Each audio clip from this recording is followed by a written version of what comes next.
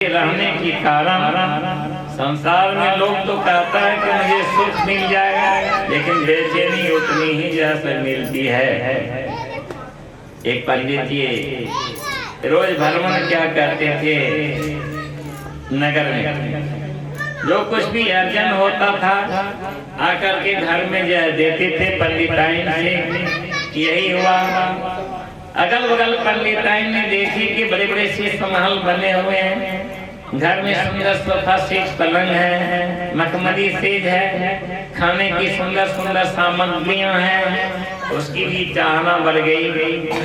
एक दिन उन्होंने अपने पति पंडित से कहा कि आप रोज इतना शेर दो शेर लाते हैं, ये तो चट कर जाते हैं सब मिल करके, सुंदर मकान नहीं बन पाता है, सोफा सेट नहीं आता, ये पलंग नहीं बन पाते, जरा बताए रोशनदार घर भवन नहीं बन पाता, ऐसो आराम की जिंदगी नहीं मिल पाती।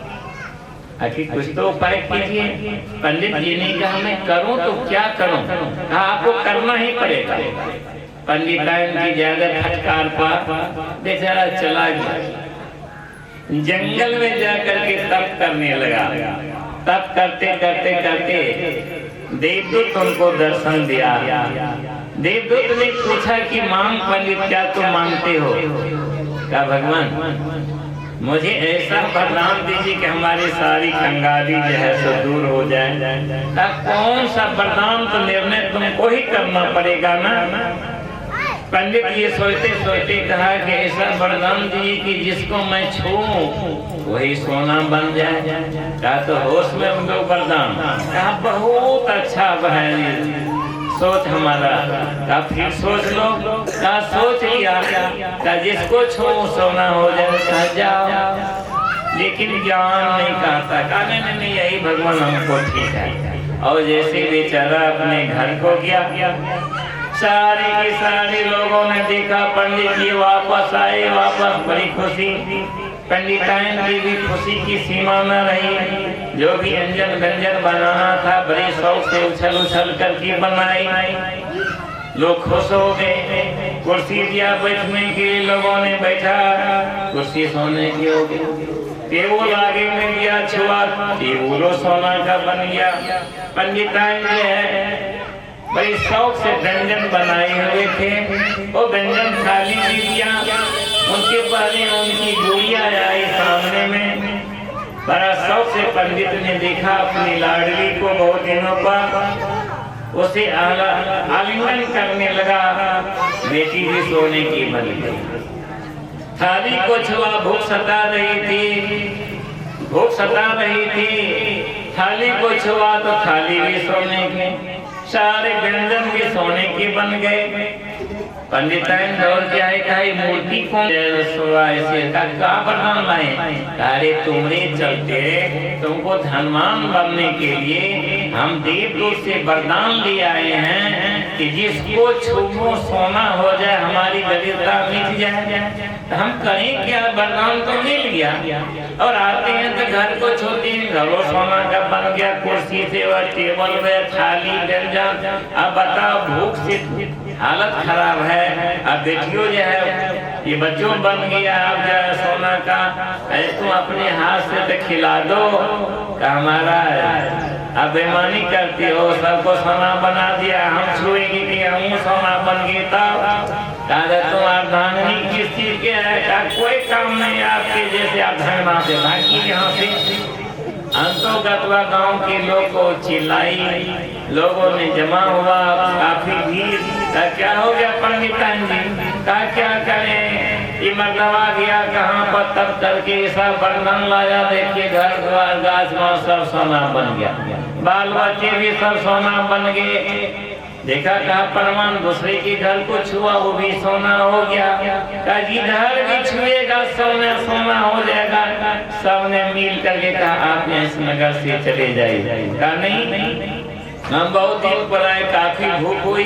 सबने लाठी डंडा लेकर के, पंडिताइन में मटकी डंडा लेकर के जो है सो खदेड़ के गांव से जो बाहर कर दिए। बेचारा रोते रोते फिर वही वन में गया। फिर तप करने लगा।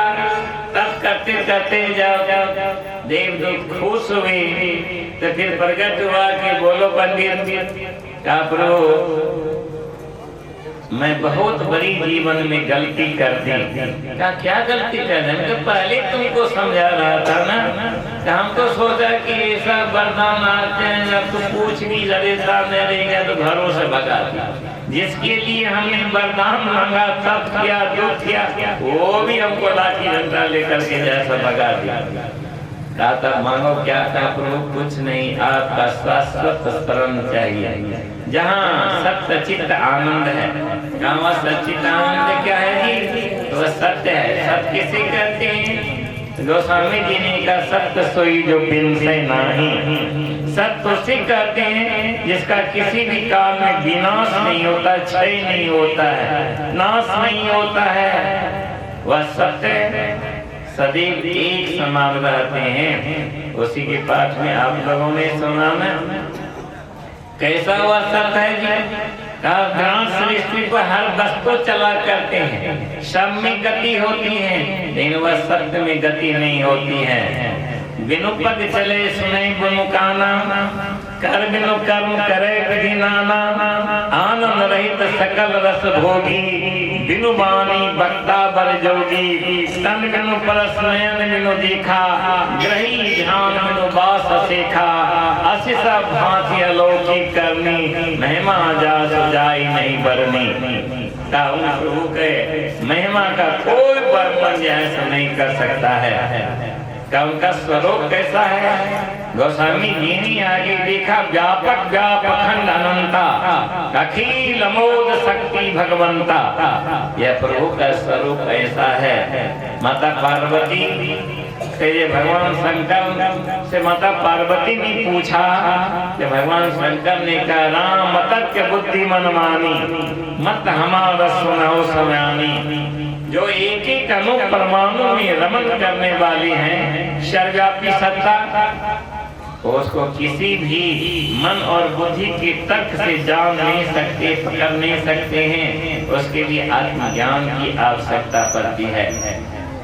उसी शाश्वत ज्ञान के लिए और उसी शाश्वत सत्ता के लिए जिसमें सारी सृष्टि समाई हुई है, जिनकी इच्छा से बनी है, उनके स्वरूप के विषय में गोस्वामी तुलसीदास ने तो कहा। हर संत कबीर साहब से पूछिए तो उनका क्या कहना है। उन्होंने कहा जग देखन तुम देखनी हारी, विधि हरि शंभु नचाबनी हारी। क्यों न जानहि मरम तुम्हारा, और तुम्हें को जाननि हारा। स्वरूप खंडित व्यापी चेतन सचेतन, ऊंची नीची आगे पीछे दाही बाई अनंत। बराते बड़ा छोटे छोटा मिही जी सब देखा, सबके मद निरंतर साई दृष्टि दृष्टि सो देखा। उनका स्वरूप ऐसा है, इस दृष्टि से वह नहीं देख सकते। जब आत्मदृष्टि खोलती है तब एक एक कण में वो दिखाई पड़ता है।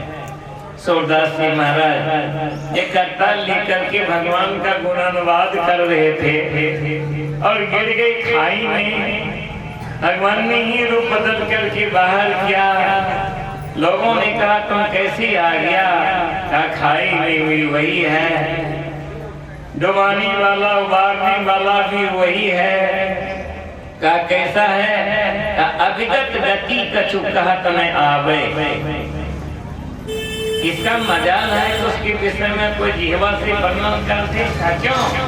क्या अकहुआ है, अवर्णनीय है, शब्दातीत है, रूपातीत है, इनका वर्णन नहीं हो सकता। का कैसा है? अविगत गति कछु कहत न आवे। ज्यों गुंगही मीठी फल को रस अंतर्गत ही भावे। परम स्वाद सभी जो निरंतर अमित तो सुख जावे। मन वाणी को अगम अगोचर सो जाने जो पावे। रूप रेख गुण जात जगत बिन निराला में चक्र धाये। शब्द भी अगम विचार ही गाते, सूर सगुन लीला पद गावे। सूरदास जी महाराज के ज्ञान कहता है, कोई अगर मिश्री खा ले, आप मिश्री खा लीजिए और फिर जाकर के शक्कर खा लीजिए, चीनी खा लीजिए। आप खुद भी जब मिश्री और शक्कर के मिठास में अंतर क्या है बता नहीं सकते। शक्कर का गुड़ का स्वाद कैसा होता है वो भी खा लीजिए, शक्कर बता नहीं सकते हैं। मिश्री खा लीजिए वो भी बता नहीं सकते हैं उसकी मिठास और स्वाद को। तो सब में जो निरंतर रमने वाली साईं हैं वह परम सत्ता है जिसने इनका निर्माण किया है। उनका अमित दोष का बोध कैसे होगा जीवा से, लड़खड़ाती हुई बुद्धि से नहीं, अप्रकाशित ज्ञान से नहीं। इसकी धारा में वह तेज नहीं है, तर्क शक्ति सबल नहीं है कि उस पर वर्णन जैसा कर दे या अमित दोष उपजावे। अमित अमित आनंद को देने वाला है। इसी सत्य के विषय में अलख अपार अगम गोचरी नातिसो रोपन कर्मों नहीं रेखिया कह दिया नानक देव जी महाराज। हर संत महात्मा ने कहा। पलटू साहब से पूछा कि तुमने क्या देखा? अरे हमने बातें तहकीक क्या सब में साहब भरपूर है जी। अपनी समझ कुएं को पानी कहीं मेरे कहीं दूर है जी। अरे गाफिल की ओर से सोए रहा चेतन का हाल हजूर है जी। पलटू इस बात को जो न माने उसके मुख पर धूर है जी। कहा हुआ ज्ञानी पुरुष है वह समझ नहीं पाता इस चीज को। आवश्यकता है इस रहस्यमय ज्ञान को प्राप्त करने की। और रहस्यमय ज्ञान को प्राप्त कैसे किया जाएगा? आत्म तत्व गीता गुरु के शरण में जाकर के प्राप्त किया जाएगा। महाभारत की समर भूमि में भगवान ने अर्जुन को कहा आत्म तत्व का निरीक्षण प्रेक्षण करो और दर्शन दिग्दर्शन करके अमर हो जाओ। का प्रभु वह सत्य कैसा है? का सत्य नहीं जानते तो कैसा है? उसका किसी भी काल में खंड नहीं होता है। किसी भी काल में खंड नहीं होता है। का उनका स्वरूप कैसा है प्रभु? का नैनम छिंदंती शस्त्राणि नैनम दहती पावका ना चैनम कलेद्यं त्यागो न सो सकी मारुता। का कोई भी पानी समंदर भी उसको गला नहीं सकता, अग्नि जला नहीं सकती, वायु सुखा नहीं सकती उसको, आकाश में व्याप्त नहीं कर पाए। अरे वह सबसे परे है, सबका निर्माण करने वाले वही है। का इनका नाश क्यों नहीं होता प्रभु? का क्षेत्रम कायम कलेदो असो सीवचा नित्य सबथां कलेयम। का वह अव्यक्त है, अदाह्य है, अकाम है, अविनाशी है, अखंड है, अनंत है, असीमित है, असीम है। उसका नाश नहीं हो सकता, कोई भी उसको नाश नहीं कर सकता है। सत्य उसी का नाम है। और देखा कि हर बालों की कण कण में श्याम बसे हुए हैं।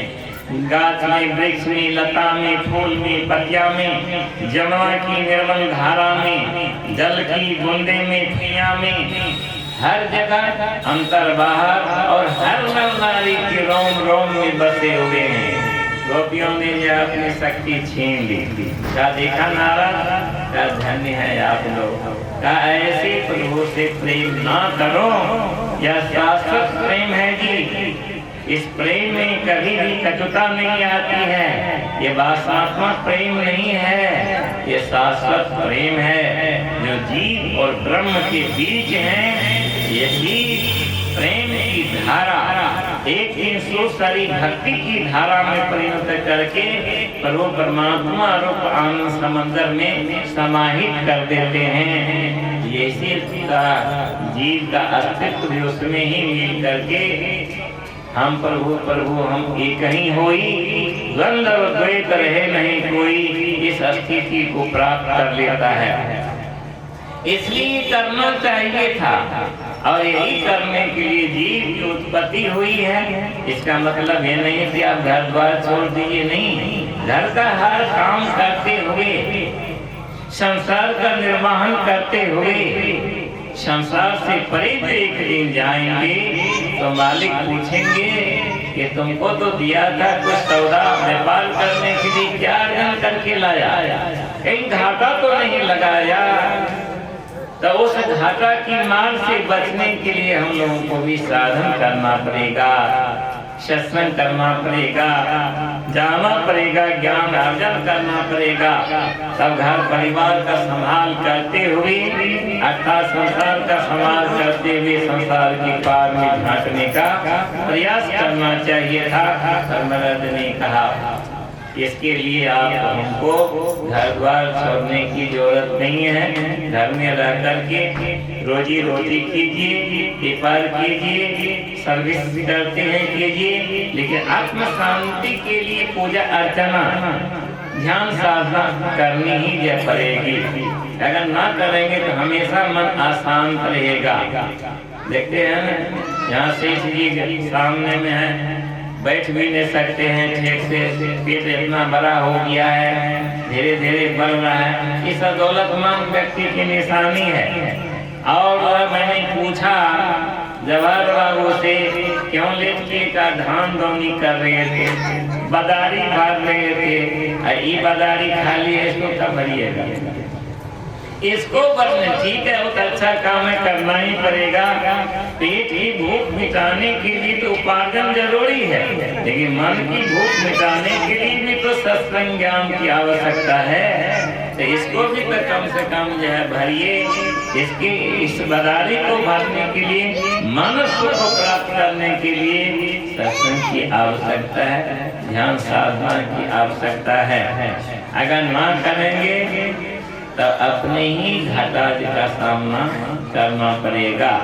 इसलिए घर गृहस्थी में रहते हुए समय बचा करके भगवान का पूजा अर्चना कीजिए, सत्संग बंधन जो है कीजिए, घर में माता पिता की सेवा संस्कार कीजिए, बच्चे को पढ़ाइए लिखाइए, संस्कारी जो है सो बनाइए और समाज से साथ आपस में मिल कर रहिए। इस जीवन के लिए चीज कीजिएगा।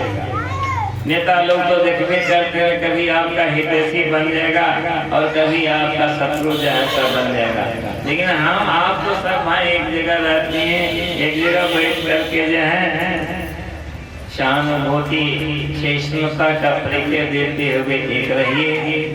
इसे ही धीरे धीरे मन की कलुषता जो है सो मिटेगी।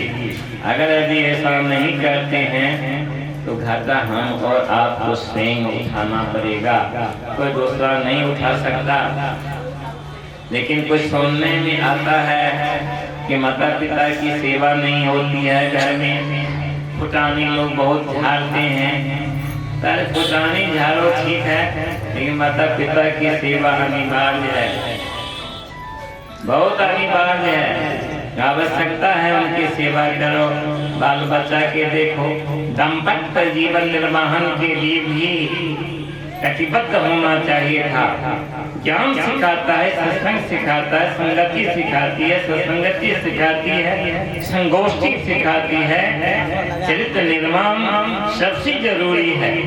चरित्र वह किन्नूर है, वह कीमती हीरा है जिसके बल पर यह संपूर्ण संसार को खरीदा जा सकता है। इसलिए विभत्स कर्म का परित्याग करने के लिए समज्वल ज्ञान की बड़ी आवश्यकता पड़ती है। और जब तक वह ज्ञान प्राप्त नहीं करेंगे तब तक माता पिता की प्रति भी श्रद्धा नहीं, पति पत्नी में भी मेल नहीं, बच्चे से भी प्यार नहीं, धन दौलत का यह सदुपयोग हम और आप नहीं कर सकते हैं। और समाज के साथ भी सहिष्णुता का परिचय, सहानुभूति का परिचय हम और आप नहीं दे सकते हैं। समाज में जो कुछ भी अन्याय होता है, अनर्थ होता है, भूचाल पैदा होता है, अशांति होती है, कामताएं होती है, सब ज्ञान के कारण जो है सेवा करते हैं।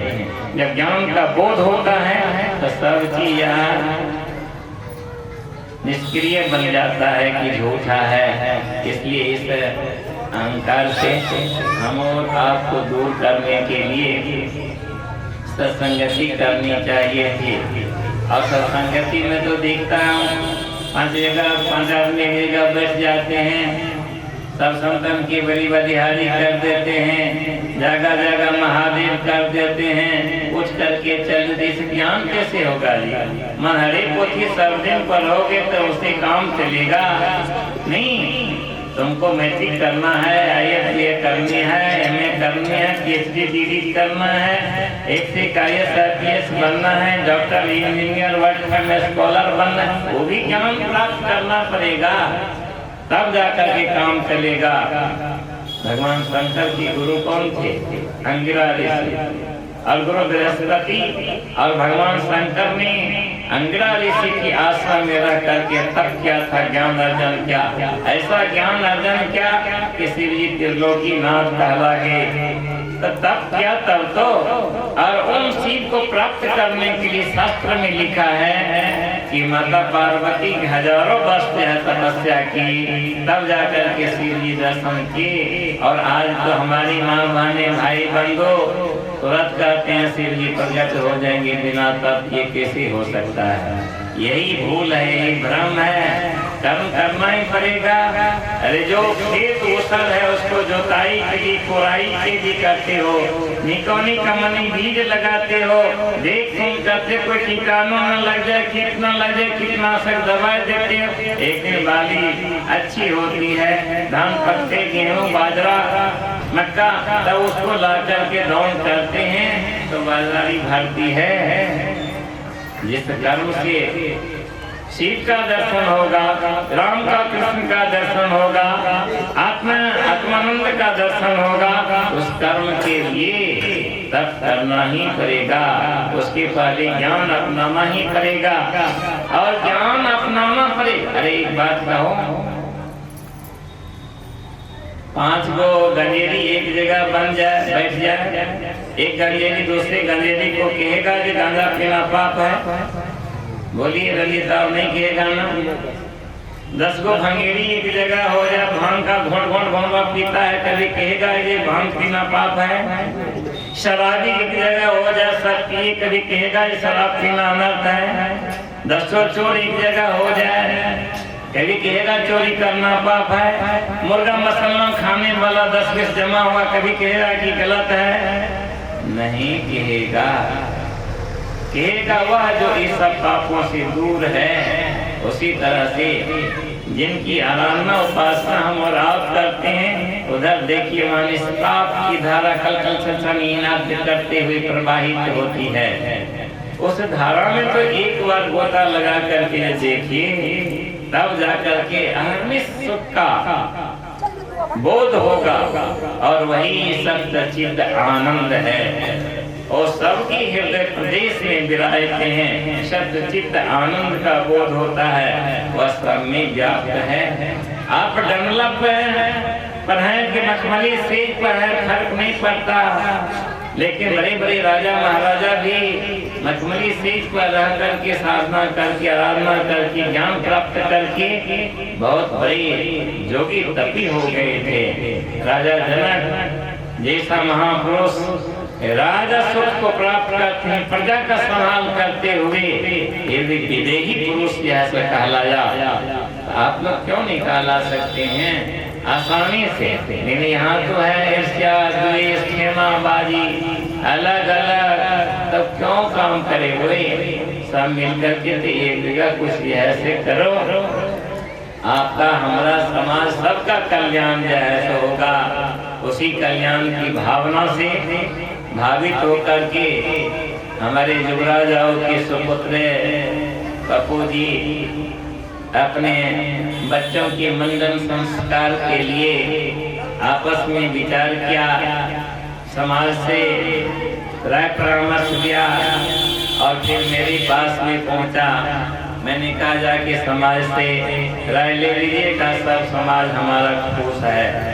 और आज मंडन संस्कार हुआ, जो अपनी परंपरा है, भगत भी दिया गया, अष्टजाम जैसे हुआ, फिर यहाँ सत्संग का आयोजन किया गया, जहाँ के हमारे ढेर माँ बहनी आके भजन कीर्तन किया, साधु महात्मा आए, आप लोग आए और सबके सब बैठे हुए हैं। इसलिए जिन बच्चों का मुंडन संस्कार किया गया है उस बच्चों को आप सब मिलकर के आशीर्वाद दीजिए और यज्ञकर्ता को भी आशीर्वाद दीजिए, धन्यवाद दीजिए कि ऐसे अपनी मेहनत की कमाई से सत्कर्म करते रहो, सत्य मार्ग पर चलते रहो, समाज की सेवा करते रहो, समाज का प्रेम यहाँ से बटोरा करो और जिसके जीवन मिला उन महापुरुष के शरण में भी सब बैठ करके